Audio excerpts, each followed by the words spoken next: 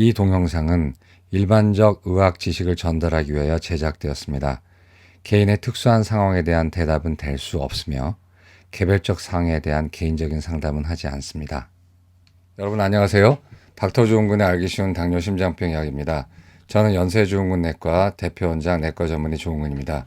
역시 이제 가을로 들어가죠. 아마 추석 전에 한 비좀 온 다음에 이제 바로 가을로 들어갈 것 같은데 하여튼 올해 잘 견디셨습니다. 이제 대신 가을이 되거나 겨울이 되면은 어떤 병 하나가 이제 증가하고 거기에 대해서 이제 관심도 많아지는데 그게 바로 이제 고혈압, 뭐 심장병, 고지혈증, 당뇨병 같은 건데 특히 이제 날씨가 이렇게 더울 때는 혈관이 늘어나서 있는 혈압도 좀 떨어지고 고혈압 환자도 그다음에 일반적인 고혈압 환자가 아닌 사람도 혈압이 많이 떨어져 있는데 이제 이렇게 기온이 반전이 되면서 온도가 차게 되면은 이제 없던 고혈압 환자도 이제 고혈압으로 진단이 되고 또 고혈압을 쭉 혈압을 유지하던 분들도 좀 더 혈압이 높아져요. 그래서 이제부터 좀 혈압에 주의하셔야 됩니다. 이제 그런 면에서 제가 그냥 좀 기획한 게 있는데 뭐 이제 고지혈증 미신 시리즈, 고혈압 미신 시리즈 뭐 이런 거 좀 몇 가지 해볼까 해요. 그래서 최근에 이제 환자분들이 와서 이렇게 전국에서 오잖아요. 저희 환자분은. 근데 전국에서 유행하는 그런 괴담과 소문을 저한테 다 알려주세요. 또 어디 지방에서는 고혈압 먹으면은 고혈압약 먹게 되면은 신장을 망가진다더라. 어디서 눈이 터진다더라. 당뇨병 약 먹으면 췌장이 망가진다부터 시작해서 고지혈증 약 먹으면 근육이 뭐 녹는다더라. 이런 환자의 치료를 방해하는 뭐 그게 고의든 아니면 전혀 그런 어떤 고의가 아닌 그냥 말을 하는 것이라도 제대로 되지 않은 아주 왜곡된 그런 정보를 환자에게 제공을 해서 환자가 제대로 치료를 못 받게 하는 여러 가지 일들이 많아요. 그래서 제가 폭스 TV 보니까 무슨 미스버스터? 하여튼 둘이 나와서 뭐 실험하는 거 있잖아요. 이게 진짜인지 아닌지 그런 식으로 제가 고혈압 미신 시리즈를 한번 해볼까 해요. 그래서 오늘 고혈압 미신 시리즈 1으로서 고혈압약은 한 번 먹으면 평생 먹어야 되나요? 내가 좀 말씀을 드릴게요. 이거 여러 사람이 많이 물어보는 거더라고요. 그래서 한번 좀 말씀을 드리도록 하겠습니다. 고혈압에 대한 미신이 여러 개가 있어요. 이제 물론 차차 다루겠습니다. 고혈압은 병이 아니라 노화에 따른 자연스러운 현상이라는 거는 아마 주로 일본계 의사들 중에서 아주 이상한 일본계 의사들이 주장하는 책으로 이제 국내에서도 그게 들여와서 또 뭘 모르는 사람들이 읽고 또 아는 척하고 또 자기의 이익과 부합되는 거라고 또 경강부에 붙이는 경우가 많아요. 근데 절대로 아니죠. 노화에 따른 자연스러운 현상은 맞아요. 혈압이 올라가요. 근데 그게 한도 이상으로 올라가면 이제 안 좋죠.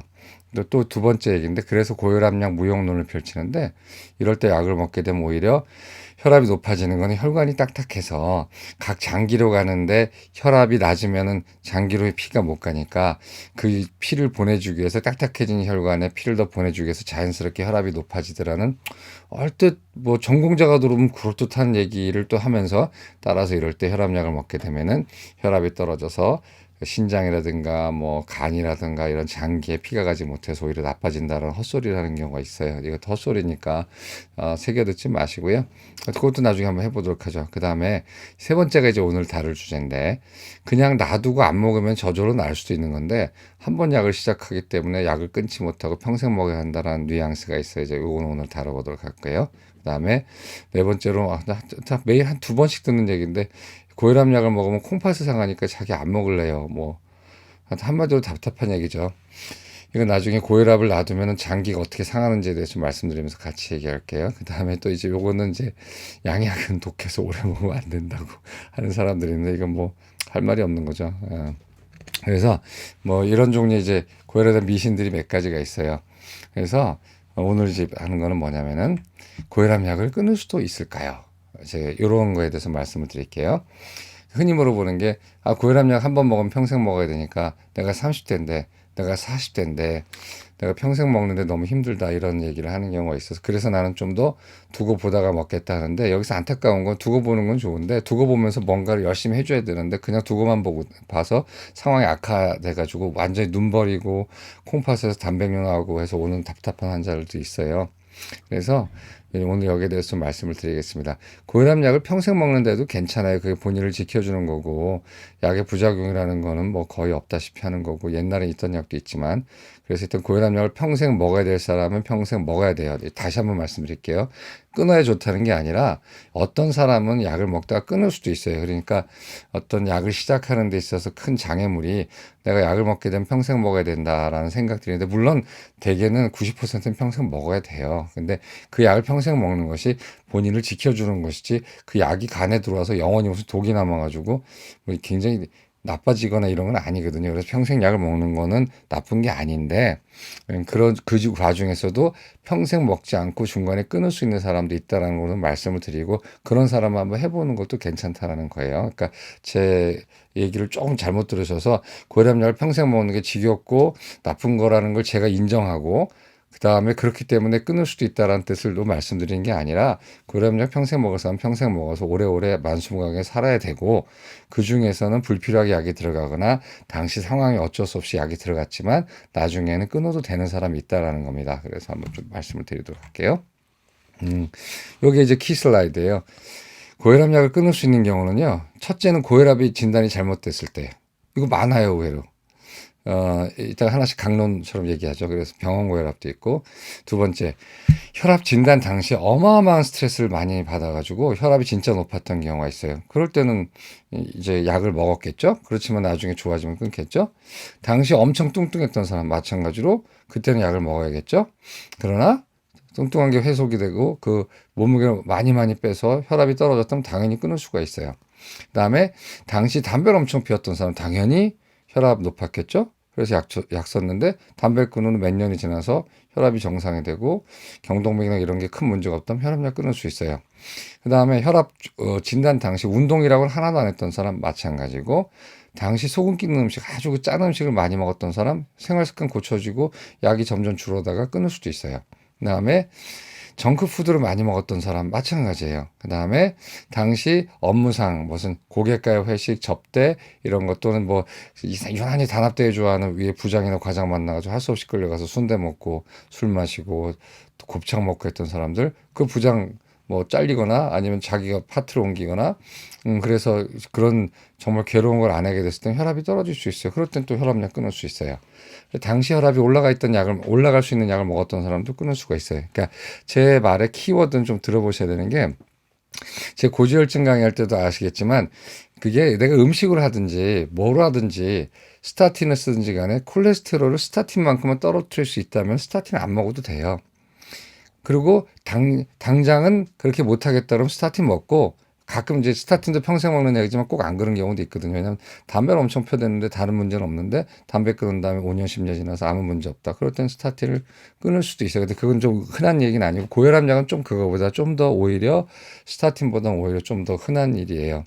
그래서 혈압을 뭘로 떨어뜨리는 건 괜찮다라는 거예요. 내가 120에 80이 약을 먹어서 120에 80이 됐던 아니면 내가 혈압이 높았지만 열심히 살 빼고 담배 끊고 식사 조절해서 120이 80이 됐던 이유는 똑같다는 거예요. 물론 여기에 대해서 아니다라고 하는 반론도 있어요. 뭐냐면 고혈압약이 가진 혈압을 낮추는 것 외에 독특한 장기를 갖다가 보호하는 효과가 있기 때문에 이왕이면 혈압을 떨어뜨릴 때 혈압약을 먹는 것이 그 다른 여러 가지 생활요법보다 좋다라는 소수 의견도 있지만 대부분의 경우에는 어쨌든 간에 혈압이 낮아지면 되는 거기 때문에 그것이 살을 빼든 그것이 식사를 조절하든 간에 혈압만 낮아지면 약이 필요 없는 거예요. 혈압을 낮추려고 그러는 거거든요.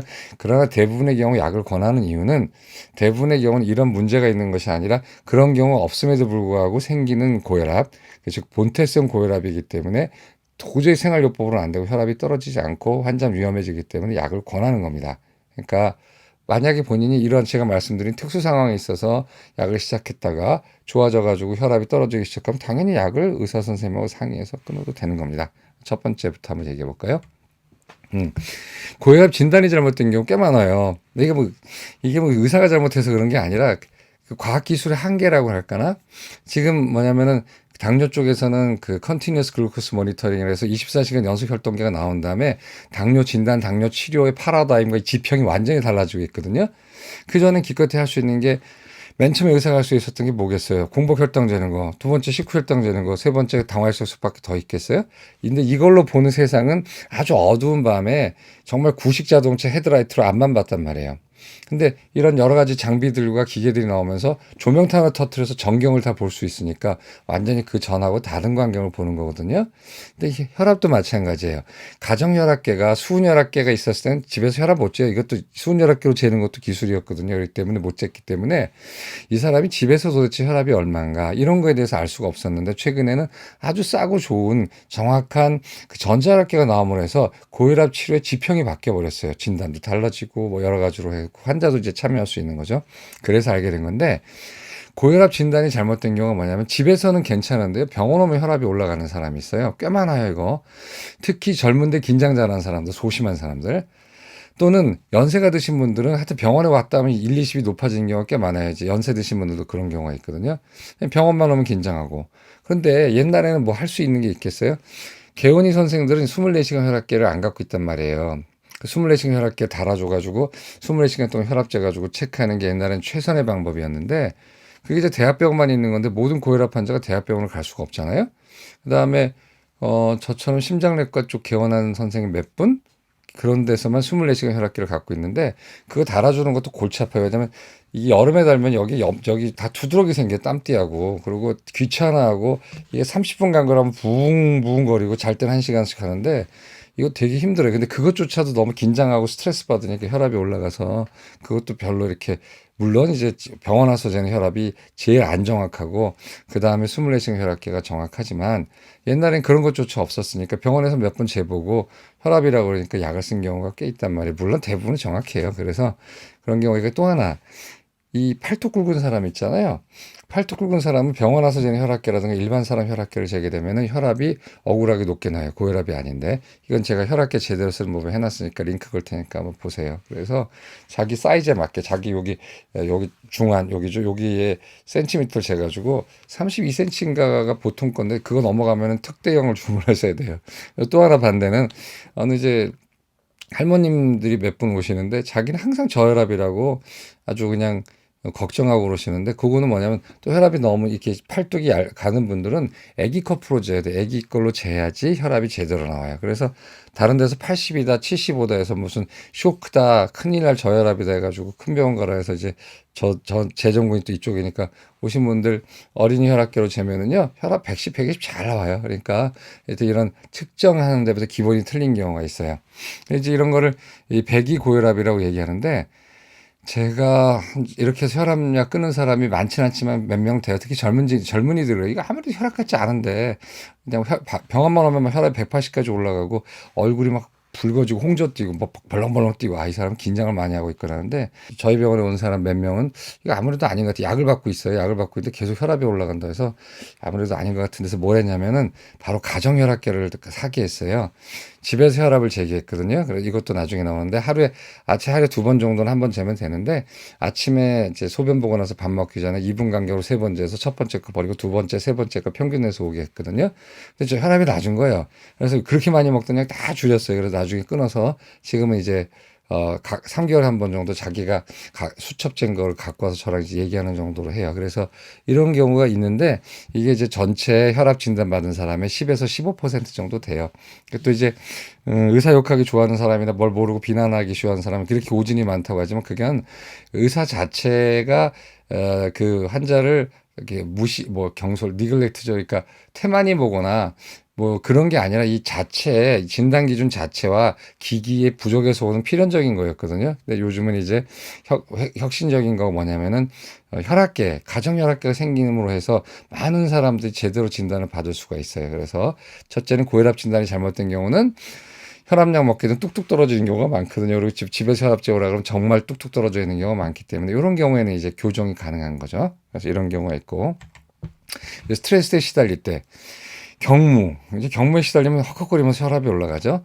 사람의 생명이나 큰 돈을 다루는 직업, 의사가 제일 그래요. 그래서 의사 중에서 저 동기나 후배 중에 환자 볼 때 혈압이 150, 160, 170까지 올라가고 토일이나 일요일처럼 환자를 안 볼 때는 혈압이 정상으로 돌아오는 사람이 있거든요. 그럼 그게 약을 먹어야 되냐 말아야 되냐 의견이 분분한데 약을 먹어요. 이제 제 아는 후배나 동기들은 그때 환자 보러 외래만 있을 때는 혈압이 너무나 많이 올라가고 힘들죠. 그러니까 의사 불쌍하죠. 이게 저건 의사 보면 꼭 골든 리트리버 같아요. 가이드 독하는 걔네들이 보통 한 15년 사는데 이제 시각장애인 안내하다 보면 너무나 스트레스가 많이 받게 되면 7년에서 8년 살고 죽어요. 그러니까 이제 남의 안전을 지키다 보니까. 근데 의사도 평균 수명이 여러 전문직 중에 평균 수명이 좀 짧은 직업이에요. 왜냐면은 너무 이제 스트레스 받으니까. 저도 태국권을 그렇게 많이 하고 해서 등까지 풀렸는데 여긴 절대 안 풀리거든요. 왜냐면 긴장하고 제 손끝 하나, 약 하나 잘못 내거나 진단 하나 잘못되면은 환자가 다치거나 아니면 죽을 수도 있기 때문에 특히나 수술하는 쪽은 더 그러겠죠. 그러니까 너무너무 긴장을 해요. 그래서 혈압이 많이 올라가요. 실제로 가슴도 벌렁벌렁 뛰고. 그래서 수술할 때 가슴 안 뛰는 베타 차단제나 혈압약을 먹고 들어가는 외과 의사도 꽤 있어요. 그러니까 이제 그런 경우, 뭐 저야 뭐 저도 좀 올라가긴 하지만 그 정도까지는 아니고요. 그다음에 경찰관 너무 힘들잖아요. 맨날 또 상대하는 사람들이 범죄자고 못된 사람들이고 뻔뻔한 사람들이고 진상들이고 하니까 경찰도 너무 부글부글 올라가죠. 그다음에 기관사, 철도 기관사나 이런 분들 이런 완전히 수많은 생명을 달고 다니잖아요. 그러니까 아차하는 순간에 이제 실수하면 환자가 크게 죽을 수 있는 거죠. 대량 사고잖아요. 그래서 항상 긴장해서 막 실제로 그 중에는 저한테도 환자들이 꽤 있지만 그런 분들이 혈압도 올라가 있고 근데 공황장애도 있고 하여튼 긴장돼 있고 그래요. 그래서 이게 하여튼 이런 방면에 좀 산재 같은 걸 좀 잘 해야 돼요. 그다음에 조종사들은 말할 것도 없죠. 그냥 시속 960km로 날아가는 비행기에다가 승객들 2, 300명 했는데 무슨 차 사고는 빵꾸라도 나면은 사람 안 죽지만 비행기 사고는 한 번 잘 나진 않지만 한 번 나면 다 죽잖아요. 그러니까 조종사들 그다음에 관제사도 엄청나요. 관제사의 업무를 그린 게 존 쿠삭이 나오는 영화였죠. 근데 그 영화 기억이 안 나네. 하여튼 아주 옛날 영화인데 너무 경무거든요. 그것도 아차하는 순간에 죽을 수가 있고 비행기끼리 충돌해서 실제로 다큐멘터리 보게 되면은 스위스 상공인가 이 스위스로 이 수학여행 오는 우크라이나 아이들 태운 수학여행 비행기하고 이탈리아에서 스위스로 가는 비행기가 서로 가다가 이게 아다리가 맞아가지고 고도도 달라야 되고 방향도 다른 건데 관제사가 실수해가지고 그냥 이렇게 둘이 그 부딪혔어요. 그래서 다 사망한 사건이 있었죠. 관제사의 업무가 그렇게 고대해요. 그리고 아놀드 슈발제네가가 예고편만 봤는데 나온 영화인데 관제사의 피치 못할 실수로 그 비행기 사고가 나서 딸이 죽는데 그 사람을 스토킹하고 다니는 그런 영화도 있어요. 그러니까 관제사도 힘들고 그다음에 간호사 3교대 근무는 다 힘들어요. 그다음에 이제 그렇죠. 검사 판사도 마찬가지죠. 그냥 제 친척도 판사인데 그냥 이만큼 판결문 갖고 집에까지 와가지고 읽고 그러니까 정말 저도 그것도 힘들겠다. 저 판결문 다 읽어내야 되거든요. 그 자기도 판결문 써야 되고 그러니까 모두가 모두의 십자가가 있는 거예요. 이제 그런 사람 대중 앞에서의 강연 회사에서 아주 중요한 일을 맡고 있을 때 그래요. 저한테 어떤 교수분이 이제 강연하는 교수분인데 자기는 강연할 때 너무 열정적으로 강연을 해서 강연만 하면 혈압이 올라간대요. 막 170, 180까지 올라간대. 끝나고 나면 숨이 차고. 그래서 일주일에 몇 번 강연하세요 했더니 일주일에 토요일 빼고 다 한대요. 그런데 토요일, 일요일 되면 혈압이 정상이래요. 그럼 제가 혈압약을 먹여야겠습니까? 안 먹어야겠습니까? 당연히 드셔야죠. 왜냐하면 어떻든 간에 기분 좋은 일로 혈압이 올라가든 기분 나쁜 일로 혈압이 올라가든 업무상 혈압이 올라가든 혈압이 올라간 거거든요. 물론 운동은 달라요. 운동에서 혈압 올라갔다 떨어지고 혈관 확장이 되지만 그런 거 말고 혈압이 올라가는 거는 이럴 때는 이제 약을 드시는 게 맞죠. 그다음에 당시 엄청 뚱뚱했던 사람 살이 찌면 심장과 혈관에 부담이 가고 살이 쪘을 때 혈압이 높아지잖아요. 근데 자기가 쉽게 살을 못 빼요. 뭐 예를 들어 뭐 고도 비만이라든가 100kg 넘는 사람 이런 경우에 살을 어떻게 이렇게 쉽게 빼겠습니까? 그리고 살 빼는 동안에 무리해서 혈압 때문에 더 나빠질 수 있기 때문에 일단 이런 경우에도 고혈압 약을 먹어요. 먹고 당신이 살 뺀 다음에 어떻게 되는지 보고 분명히 약을 끊을 줄은 모르겠지만 약을 줄이는 건 확실하다. 그러니 일단 약을 좀 제대로 먹어서 혈압을 낮추고 그 사이에 네가 운동하고 식사 조절해서 체중을 줄이고 감량하다가 진짜 좋으면 우리가 한번 상의해서 약을 끊어보자 이렇게 할 수 있어요. 얼마나 이게 뚱뚱할 때 그러냐면은 1kg을 감량하면 1mm가 감량이 돼요. 그러니까 근데 이제 그것도 한도가 있겠죠. 뭐 그럼 제가 120kg인데 혈압이 지금 150인데 80kg까지 40kg 줄으면은 혈압이 무슨 100이 되나요? 그렇지는 않고 어느 정도 적정선까지 떨어진다는 거죠. 그래서 알아두셔야 될 게 내가 지금 혈압이 높고 뚱뚱하다면 1kg을 감량할 때 1mmmercury 떨어진다는 거예요. 그러니까 20kg 감량하면 20mmmercury 떨어져요. 이거 해볼 만한 거 아니에요? 근데 물론 그 사이에는 시간이 많이 걸리죠. 무슨 20kg을 한두 달에 뺄 수는 없고, 제가 잡는 시간은 보통 1년에서 2년 정도 잡고 해보자고 그러기 때문에 그 사이에는 약을 먹어서 보호하는 거예요. 왜 그러냐면, 운동도 할 거고, 격한 운동도 할 거고, 유산소도 막 달리게 할 텐데, 그때 혈압이 높은 사람이 아무런 그런 프로텍션이 안 된 상태에서 그대로 하게 되면 잘못하면 혈압 때문에 문제가 생길 수가 있거든요. 그렇기 때문에 약을 먹고 살을 빼는 겁니다. 그다음에 당시 담배를 많이 피웠던 사람, 딱 보니까 혈압인데 담배를 너무 많이 피운 거예요. 근데 담배를 뭐 엄청 많이 피워요. 예를 들어서 담배 한 대를 피우면은요, 1시간 동안 혈압이 5에서 20mmmercury 상승해요. 굉장히 많이 상승하는 거잖아요. 그런데 하루에 한 갑 피면 20대잖아요. 그러면 20시간이잖아요. 그럼 어떻게 돼요? 하루 한 갑 피면 하루 종일 혈압이 올라가 있어요.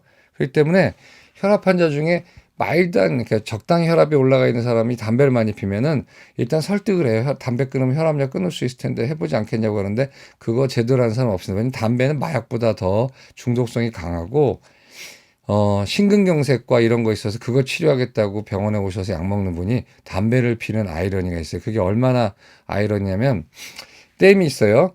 댐에서 물이 나오는 걸 막기 위해서 고혈압 벽을 쌓아요. 고지혈증 벽을 쌓아요. 당뇨 벽을 쌓아서 튼튼히 막았는데 담배를 피네요. 그럼 벽이 어떻게 돼? 이만큼 낮아지면 이빨 빠진 대로 어떻게 돼? 거기로 물이 다 새요. 이거를 영양학에서는 최소 모의 법칙이라고 하는데, 저는 이걸 최소 출혈 법칙이라고 그냥 제가 붙여서 얘기를 하는데, 아무리 다른 거를 방벽을 높게 쌓고 성벽을 높게 쌓는 듯 하더라도 단 하나의 구멍이 생기면 거기로 물이 새거나 적이 들어오잖아요. 근데 대부분의 우리 환자들이 알지만 안 하고 있고, 또 의사 선생님들도 굉장히 강력하게 제지를 안 하는 게 흡연이에요. 흡연은 진짜 모든 질환의 시작이고, 어떤 우리가 성인병이라든가 심장병이라든가 예방하고 또는 치료하기 위해서 가장 강조해야 될 게 이제 다 금연이거든요. 그래서 이런 경우에도 일단 고혈압 약을 먹고 담배를 끊게 해요. 그리고 이건 좀 얘기가 다른데, 살이 바로 빠졌다고 약을 끊을 수 있지만, 담배는 옛날에는 담배를 끊은 지 3년이 지나야 심장병의 위험도가 담배를 아예 안 피던 사람하고 똑같기 때문에 3년 동안은 뭘 해줘야 된다고 돼 있는데, 이걸 지금 방송할까 말까 생각 중인데, 최근에 나온 논문은 10년이에요.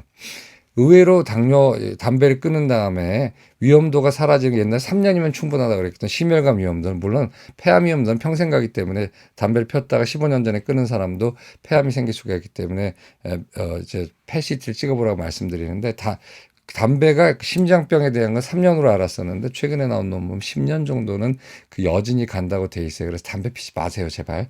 그리고 하여튼 담배를 끊으면 이제 상황 봐서 혈압약을 끊을 수가 있죠. 그 다음에 당시 운동을 도통 안 한 사람, 그냥 이렇게 의자에 붙어있던 사람도 역시 고혈압이 생기는데, 고혈압인 경우에 운동을 하게 되면은 5에서 8mmmercury를 떨어뜨릴 수 있어요. 그러니까 제가 지금 말씀드린 모든 방법은 하나만 제대로 해도 약 하나에 해당하는 걸 안 먹을 수 있는 양이에요. 그러니까 비록 여러분들이 혈압약을 끊을 수 없는 사람들이 있잖아요. 이거는 아무리 봐도 본태성이 할지라도 이렇게 열심히 이런 걸 하게 되면 혈압약 하나는 줄일 수가 있어요. 줄이는 게 뭐가 중요하냐? 아니, 일단 돈이 절약되고요. 두 번째, 심각하진 않지만 부작용 발현도 좀 적잖아요. 그러니까 줄이는 게 좋겠죠. 그러니까 이렇게 하시면 된다는 거예요. 고혈압인 경우에 운동을 하면 5에서 8mmmercury. 유산소 운동도 혈압을 낮추고, 고강도 근력 운동도 혈압을 낮출 수가 있어요. 그러나 혈압이 높은 사람의 경우를 운동을 하다 안 하면 혈압이 다시 올라가요. 그러니까 이제 혈압이 좀 높았는데 운동과 식사하고 다 해봅시다 해가지고 좋아졌는데, 내가 이 정도 됐으니까 운동을 좀 쉬어도 돼 하면 다시 올라간다는 거예요. 그렇기 때문에 고혈압이라는 건 완치의 개념은 없다고 보시면 돼요. 물론 이제 당뇨병처럼 이제 완화 뭐 이 정도는 될 수가 있어요. 그리고 고강도 운동은 옛날엔 혈압 때문에 터질까 봐 하지 말라고 되어 있는데, 요즘은 그게 아니고 웬만하면 뭐 여기에 무슨 꽈리가 없으면, 뇌에 꽈리가 있거나 뭐 심근경색증이나 이런 거 아니라면 일주일에 2번 정도는 고강도 운동을 해주는 것이 여러 가지로 건강에 좋다고 돼 있어요. 자, 그래서 운동을 하시라는 뜻이고요. 이런 사람이 있어요. 아이고, 혈압이 있어서 왔더니만 알고 보니까 운동도 안 하고 살도 쪘는데 엄청나게 짜게 먹네요. 뭐 예를 들어서 순댓국에 국물도 다 먹고 맛있다고, 설렁탕에 탕도 다 먹고, 제일 이제 우리가 흔히 먹는 음식 중에서 소금기가 가장 많은 음식은 이제 칼국수거든요. 의외로 거기 국수에 많이 들었죠. 면 만들 때 소금 밀가루 반죽하잖아요. 이제 그런 거. 이제 그래, 칼국수도 매일 먹는 거예요. 칼국수 매일 먹으면 뭐겠어요? 당뇨 위험 높죠. 그 다음에 고혈압 위험이 높죠. 그래서 굉장히 많이 이렇게 먹어요. 근데 하루 권장량은 사실은 좀 많은 거고 실제로는 소금을 하루에 1,500mg까지 줄이길 권하는데 이거 굉장히 1.5g은 조금 힘들어요 먹기가. 근데 아무튼 그러나 저러나 좀 소금기를 낮추는 게 좋겠죠. 소금기를 줄이면 5에서 10mm를 낮출 수 있어요. 근데 실제로 이거 성공 많이 해요. 왜냐면 물론 반론도 있어요. 소금기를 줄여도 아무 의미 없는 사람 있어요. 맞아요. 그거를 염분 민감도와 염분 비민감성이 있어요. 혈압에는 두 가지가 있는데 하나는 소금만 먹으면 혈압이 많이 올라가는 사람, 즉 소금을 줄이면 떨어지는 사람이 있고 소금기를 많이 먹는 데서 혈압이 올라가는 게 아니라 다른 이유가 있는 사람이 있어요. 그런데 소금 민감도에 비해서 소금 비민감도 환자들은 전체 인구의 15% 고혈압 환자에 뭐 그 정도밖에 안 되기 때문에 그리고 소금 자체가 혈압을 올리지 않는다도 소금이 염증이에요. 혈관에 염증을 일으키거든요. 이거 최근에 나온 학설이고 이게 점점 밝혀지고 있어요. 그러니까 소금이 염증을 일으켜서 혈관을 붓게 하는 경우가 있고 소금이 염증을 일으켜서 혈관 동맥경화증을 일으키니까 혈압이든 아니든 간에 소금을 많이 먹으면 좋지는 않겠죠. 그래서 소금기를 줄이면은 5에서 10mm를 낮출 수 있어요. 그러니까 여러분들이 노바스크를 먹거나 뭐 아타칸을 먹거나 텔미사탄을 먹거나 했을 때 여러분들이 만약 소금기를 줄이고 살을 빼게 되면은 약 하나에서 두 개는 절약이 된다는 거죠. 물론 못 끊는 경우도 많을 거예요. 그러나 끊을 수 있는 사람들은 그렇게 해서 끊을 수 있다는 얘기죠. 그래서 가끔 이런 일에 무슨 민간학자도 아니고 무슨 이상한 사람들이 나와서 소금을 줄이는 것은 만병의 소금 마음껏 먹으라는 사람이 있어요. 그 다음에 또 이것도 역시 일본 의사 하나 이상한 사람이 있는데 그 책도 번역돼 있더라고요. 근데 그거는 말도 안 되는 얘기니까 현혹되지 마시고요. 가공식품을 줄이고 소금을 더 쳐서 먹는 습관을 버리고 국물을 먹지 않으시는 게 제일 좋아요. 가공식품은 왜냐면 제가 언젠가 블로그에서 밝혔지만 음식이 가공되면은 자연 상태에 있는 음식에 혈압을 올리는 나트륨의 성분과 혈압을 낮추는 칼륨의 성분이 1대 4가 들었어요. 나트륨 1대 포타슘 또는 칼륨 4거든요. 그런데 가공을 되풀이하면 되풀이할수록 나트륨과 칼륨의 비율이 반대로 되면서 극단적인 경우는 나트륨이 130에 칼륨이 1 정도 되는 음식이 있어요. 가공식품 중에 뭐 피클이라든가 하여튼 뭐 참치 캔이 같은 같은 그런 게 있어요. 제가 블로그 링크 해드릴게요. 그래서 그런 거가 이제 있으면은 이제 안 되는 거죠. 가공할수록 그렇게 돼요. 식품 가공업 입장에서 볼 땐 가공할수록 부가가치가 올라가기 때문에 그렇잖아요. 아무것도 가공 안 한 생음식을 누가 비싼 값을 먹고 재료로 사겠어요. 사람의 손이 거치고 공정을 해가지고 가공이 될수록 뭔가 있어 보이고 부가가치가 올라가는 거기 때문에 식품 산업은 가공 음식을 더 많이 하려고 그러죠. 근데 가공될수록 자연적으로 갖고 있는 나트륨하고 칼륨의 비율이 좀 깨진다는 걸 알고 계셔야 되니까 가급적인 가공 음식, 가공을 우리가 안 먹을 수는 없지만 지나치게 가공된 음식을 좀 안 드시는 게 좋겠죠. 그다음에 정크푸드. 인스턴트 음식이잖아요. 정크푸드를 많이 먹었던 사람들. 이제 정크푸드는 이제 고포화 지방이죠. 뭐 우리가 흔히 말하는 인스턴트 햄버거를 생각하시면 돼요. 그 다음에 거기에 있는 빵은 고정제 탄수화물이죠. 뭐 야채 많이 안 들었을 거 아니에요. 그 다음에 과일 먹습니까? 그 다음에 아까 말씀드린 대로 음식을 가공할수록 나트륨 많이 들어가고 칼륨은 적게 들어가니까 이런 정크푸드를 많이 먹을수록 많이 올라요. 근데 이제 저한테 온 대학원생이 있었어요. 근데 이 친구가 너무 바빠서 박사학위 하는 과정이라 어디 나가서 뭐도 못 먹고 학교 앞에 가서 분식점에서 분식 먹거나 햄버거 시켜 먹거나 아니면 치킨 먹거나 하면서 혈압 올라가고 콜레스테롤 레벨 다 올라가가지고 이렇게 돼서 온 거예요. 혈압이 한 170 됐고요. 근데 대학원 언제 끝날 것 같냐니까 자기가 대학원 1년 반을 더 해야 되는데 실험도 바쁘고 조교도 해야 되면 이런 생활을 계속 해야 된대. 그래서 생활 습관을 고칠 수 있는 방법이 언제든 1년 반 동안 안 된다는 거예요. 오케이. 약 먹어야죠. 당연히 약 먹고 고지혈증 약도 먹고 그런 다음에 대학원 끝난 다음에 귀신같이 혈압도 떨어지고 다 좋아지고 이제 학위도 따고 이제 다른 데 가니까 그러면서 이제 혈압약도 줄고 이렇게 한 케이스가 있어요. 그래서 당시에 뭐 자기가 원해서든 아니 피치 못할 사정으로 막 사무실에서 정크푸드 주문해서 먹는 할 수 없이 튀기 싫어서 먹어야 되는 사람들이라든가 아니면 돈이 없는 학생들 뭐 이렇게 싸게 먹어야 될 때 이제 정크푸드를 많이 먹을 수밖에 없단 말이에요. 그럴 때 이제 혈압이 확 올라갈 수가 있어요. 근데 그럴 때는 역시 혈압약 먹고 그다음에 이제 자기가 좀 그런 환경을 벗어날 때는 점점 줄여나가거나 끊을 수가 있는 거죠. 그래서 포화지방과 콜레스테롤이 많은 게 정크푸드예요. 그래서 이걸 줄이면 11mmHg 정도 낮아질 수가 있어요. 그러니까 이런 데이터들은 여러 나라 데이터고 제가 그냥 기억하는 것 이건 정확하지 않죠. 사람마다 다르겠죠. 그리고 아니 제가 서두에 밝혔어야 되는데 제가 요걸 이제 설명하는데 많이 참조한 게 메이오 클리닉의 하이퍼텐션이라는 섹션이에요. 한번 원문 한번 읽어보세요. 물론 원문과 좀 많이 다른 게 있지만은 그 뼈대를 제가 플로우를 참조했어요. 그다음에 술을 많이 마시는 사람도 역시 혈압이 올라가요. 사람들이 그래요. 술은 건강에 좋다는데 뭐가 문제지? 그것도 이제 한도가 있는 거고, 최근에 술이 건강에 좋다는 거는 큰 현대 21세기 신화가 아닐까 이제 생각할 정도로 많이 논파가 되고 있어요. 술 마실 당시에는 혈관이 확장돼 기분도 좋고 릴렉스되고 다 좋잖아요. 물론 술 마시기만 하면 주사 부리고 싸우는 사람은 안 그러겠지만 대부분의 경우는 술 마시면 해피해피하고 옆 사람하고 막 하나가 된 것 같고 세상 시름 다 있고 호흡도 깊어지고 막 그렇잖아요. 혈압이 떨어져요. 그런데 그게 문제가 아니라 술 마시고 집에 가죠. 잘 때부터 문제인데 술을 마시게 되면 수면이 얕아져요. 그다음에 이 목젖이 근육이 이완되기 때문에 목젖이 내려오면서 코를 골기 시작하거든요. 수면 무호흡에 잠도 안 와요.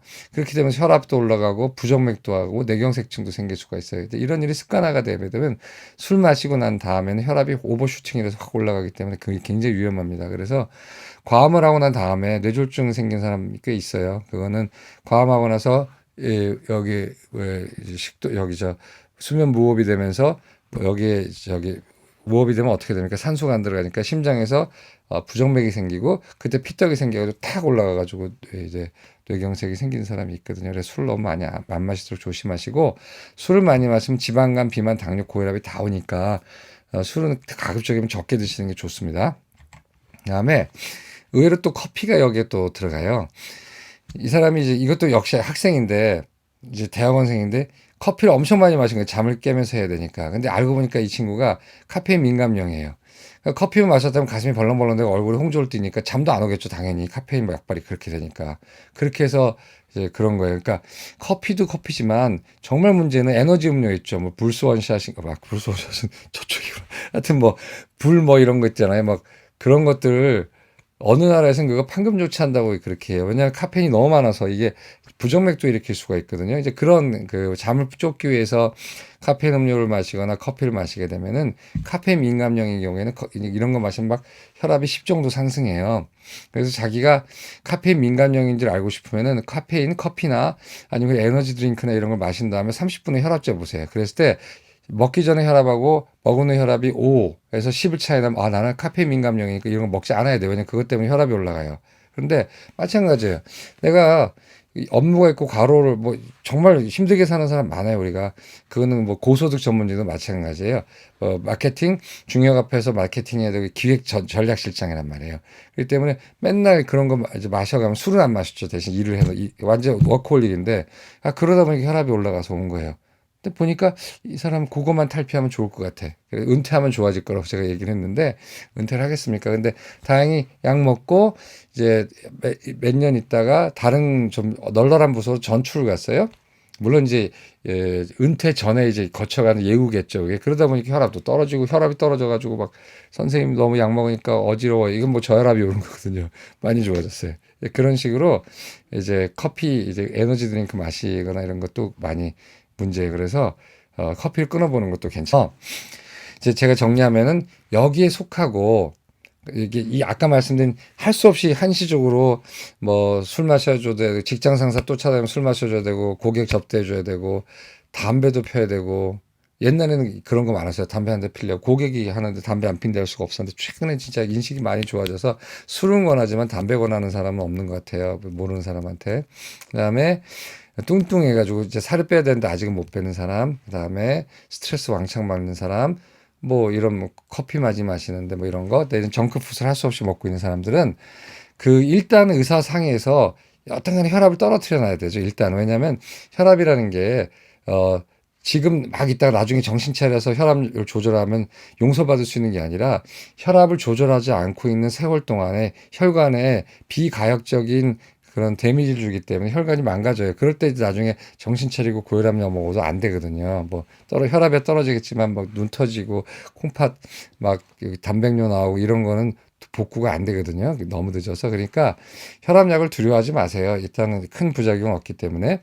그래서 일단 자기가 이렇게 끊을 조건이 되면 일단은 혈압약을 먹어야 돼요. 원래 그것도 의사 상의해서 뭐 의사는 이 정도면 괜찮을 것 같은데 내가 먹을래 할 필요는 없어요. 그러니까 주치의랑 상의해서 일단 이런 경우도 혈압이 높다면 혈압약을 복용해요. 그다음에 제가 말씀드린 아까지 그 이유 술 과음 그다음에 담배 그다음에 과체중 비만 그다음에 정크푸드 그다음에 또 뭐가 있지 소금기 많이 먹는 거 운동 안 하는 거 이런 것들을 자기 고쳐나가는 거예요 그 사이에.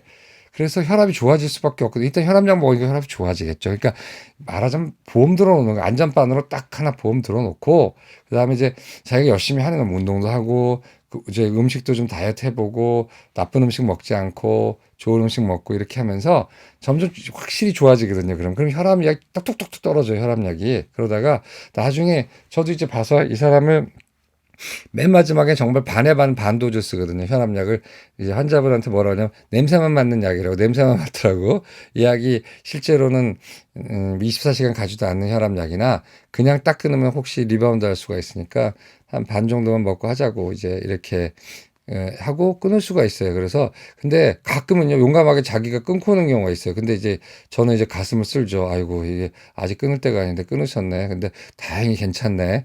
뭐 내지는 뭐 다시 올라가서 거봐야 되고 누가 끊으랬냐 이렇게 뭐 예를 들어 3, 4개월 동안 안 온 환자가 있어요. 알고 보면은 제가 약을 아주 끝까지 줄여줬기 때문에 이제 내가 끊어도 되겠다 해서 안 오다가 우연히 혈압을 재보니까 확 올라가가지고 다시 먹어야 되겠구나 오는 경우가 있어요.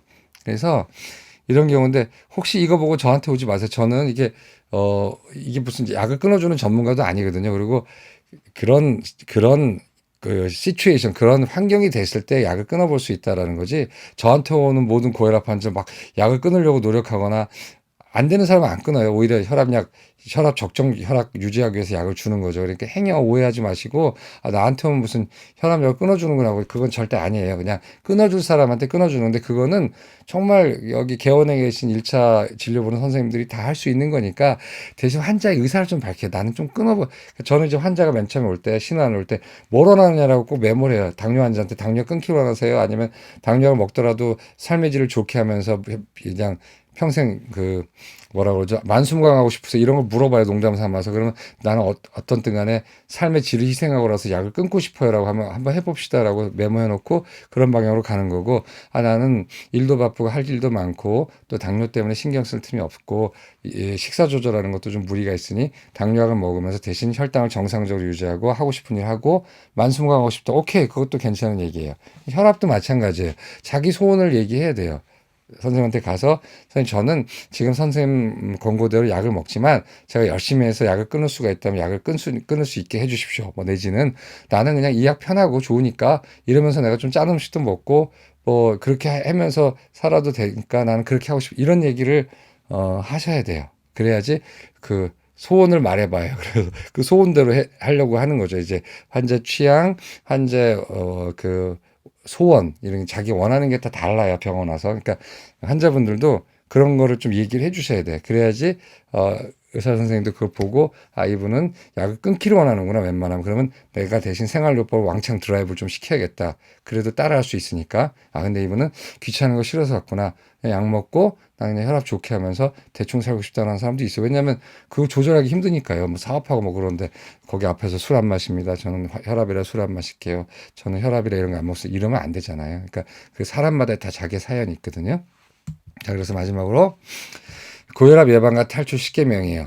이거는 이제 오늘 말씀드린 혈압약을 끊을 수 있는 조건도 되지만 혈압이 안 걸리게 할 수 있는 예방책이기도 하고 혈압약을 먹는 사람이 혈압약을 가급적이면 줄일 수 있는 조건이기도 해요. 그러니까 이거는 마스터 키예요. 만병통치 키니까 본인 혈압이든 또는 혈압약을 먹고 있고 혈압약을 끊을 생각이 없든 나는 혈압이라는 걸 진단받았는데 약을 먹고 있지만 혈압약을 끊고 싶은 환자 이 세 사람 다 세 종류 모든 사람이 들어야 된다는 얘기예요. 첫째, 담배를 끊어야 돼요. 절대입니다. 저처럼 담배를 끊으라는 걸 강조하는 의사가 없다고 어느 환자분이 농담 반 툴툴 반으로 얘기하시더라고요. 다른 데서 그런 얘기 안 한대요. 근데 이거 저는 꼭 담배 끊으라고 얘기해요. 그럼 저는 병명 적어줄 때 흡연도 병명에 넣어요. 이거 굉장히 큰 병명이거든요. 그 다음에 술을 줄인다. 술을 끊으라는 얘기는 안 해요. 왜냐면 저도 술을 마시니까. 술을 줄인다. 체중을 줄인다. 체중 줄이는데 제일 좋은 거는 내가 한번 나중에 그런 거 기획해 볼까 하는데 제가 조금만 방심하면 살 확 찌는 체질이에요. 이번에 휴가 갔다 와서 3kg 쪘거든요. 지금 한 1kg 줄였는데 매일 체중계 올라가는 것이 체중 조절에 굉장히 중요하다고 이미 발표가 났어요. 그렇잖아요. 올라가면 나 오늘 몇 킬로냐. 뭐 그러면서 오늘 좀 뭐 좀 덜 먹어야지 이러는데 자꾸 회피하고 싶거든요. 아, 나 오늘은 어제는 많이 먹었으니까 오늘은 당연히 체중이 높을 거야. 아, 오늘 안 재. 그러다가 일주일 안 재요? 한번 재보면 막 2kg 올라가 있어요. 그러니까 여러분 체중을 관리하고 싶으면요. 여러 가지가 있지만 나중에 그것도 한번 방송했지만 매일 체중계 올라가세요, 아침에. 그다음에 그런 거 한번 같이 한번 리얼러티를 해보고 싶은데 나중에 그러면 운동을 규칙적으로 한다.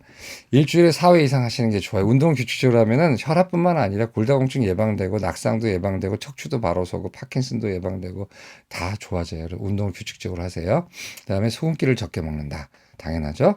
소금기를 아까 말씀드린 대로 이렇게 막 국수 아니 저기 국물 다 드시지 마시고 그다음에 소금을 더 쳐서 드시지 마시고 가급적이면 소금이 많다는 음식은 많이 드시진 않는 게 좋아요. 그다음에 가공이 덜 된 좋은 음식 슬로우 푸드라고 그러죠. 요즘 슬로우 푸드라는 얘기가 많이 들어갔는데 옛날에 한참 유행이었는데 그래서 좀 제대로 된 음식을 먹어야 되는데 이것도 좀 한계가 있어요. 너무 바쁜 학생들, 그다음에 주머니가 가벼운 학생들, 그다음에 주머니가 가벼운 사람들이 어떻게 좋은 음식을 먹겠어요. 아무래도 자본주의 사회에서 좋은 재료로 만든 좋은 음식은 비쌀 수밖에 없잖아요. 그래서 이것도 좀 말씀 정책적인 문제예요. 그다음에 커피 민감형이면 커피를 피해야 돼요. 이것도 알고 계시고요. 그다음에 잠은 충분히 자야 돼요. 아까 다 강론에서 말씀 안 드렸지만 잠을 충분히 자면 혈압이 많이 좋아집니다. 그다음에 스트레스 상황을 피한다. 이거 어려운 거죠. 근데 정말 정말 죽을 것 같아서 직장을 그만둔 분도 있고 또 이제 공무원 하시는데 은퇴하신 분도 있고 CEO인데 그만둔 분도 있고 또 이제 직장인인데 부장하다가 그만두고 좀 이제 사는 분들이 다 놀랍게도 혈압이 다 떨어지고 혈당도 다 떨어져요. 그 말은요, 우리가 겪는 여러 가지 질병 중에 만성질환은요, 업무와 관련된 또는 가정과 관련된 스트레스가 굉장히 많은 영향을 줘요. 이거 잊지 마세요. 그래서 지금 가족을 위해서 할 수 없이 사는 동안 할 수 없지만 나중에 여러분들이 은퇴하거나 자기가 정말 소득과 무관한 삶을 살 수 있을 때가 되면은 혈압도 좋아지고 당도 좋아지는 사람 많습니다. 물론 다 그렇다는 거 아니에요. 그러니까 어떻다고요? 그걸 피할 수 없을 동안만은 많이 고혈압이면 약을 드시라고요. 응? 평생 먹을까 봐 걱정돼서 안 먹는 것보다는 먹고 만수무강하는 게 낫다는 얘기예요. 그다음에 직업과 무관한 인간관계 맺는다. 혈압도 예, 이런 그 만성병도 인간관계 스트레스가 기인하기 때문에 스트레스 프리한 나이와 관계없고 그다음에 직종과 상관없고 재산과 관계없는 그런 거가 없는 그런 동호회나 이런 거를 맞는 게 되게 좋습니다. 이건 그래서 오늘 말씀드릴 거 혈압약을 평생 먹어야 되나요? 아닙니다. 끊을 수 있는 사람이 있어요. 단 많진 않아요. 그러나 아까 말씀드린 이런 응급 상황 그리고 자기가 바꿀 수 없는 응급 상황인 경우에 할 수 없이 혈압이 높아진 경우가 있고 그런 경우에는 우리가 어떻게 해야 되냐? 일단 혈압이 높으면 혈압약을 먹자. 왜? 보호하기 위해서. 나중에 자기가 이런 일을 정신 차리거나 직업이 바뀌거나 뭐가 좋아져 가지고 혈압이 떨어질 상황이 됐지만 그때까지 혈관을 보호하지 못했다면은 그렇게 돼도 소용이 없는 거예요. 그래서 그런 일이 있으면은 일단 혈압약을 먹고 그다음에 그런 일을 탈피하려고 노력하고 또 2년이 돼서 또 그런 스트레스 상황에서 벗어난다면 그때는 얼마든지 혈압약을 줄이거나 끊을 수가 있습니다.